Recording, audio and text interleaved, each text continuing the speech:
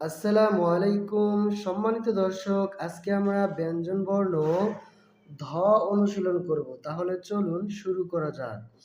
ধ লেখার জন্য প্রথমে আমরা সুন্দর করে একটি ব লিখে নিব। একটু মাত্রা দিয়ে একটু ব লিখে নিব। তারপরে আমরা এইখান থেকে এইভাবে দিয়ে এখান থেকে আমরা অর্ধমাত্রা দিয়ে দিব। সুন্দর ধ হয়ে গেল। দর্শক, আমি আরো লিখছি।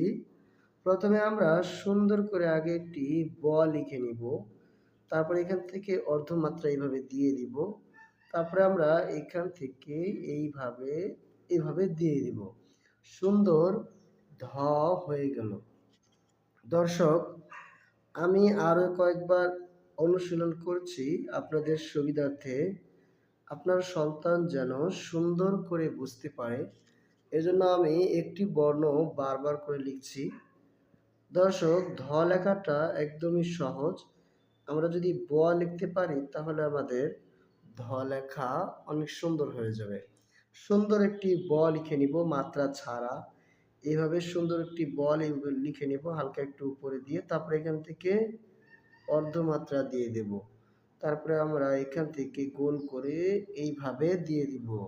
ধ হয়ে গেল। ব লেখার সময় কোনো মাত্রা দেওয়া যাবে না, শুধু অর্ধমাত্রা দিতে হবে, কারণ এটি হলো একটি অর্ধমাত্রা বর্ণ। অর্ধমাত্রা বর্ণগুলো আমাদেরকে ভালোভাবে চিনতে হবে, তা না হলে আমরা পূর্ণ মাত্রা দিয়ে দিলে তখন আমাদের বর্ণটি খারাপ হয়ে যাবে। দর্শক, আজকে আমাদের এই ধ বর্ণ লেখা পর্যন্তই ছিল।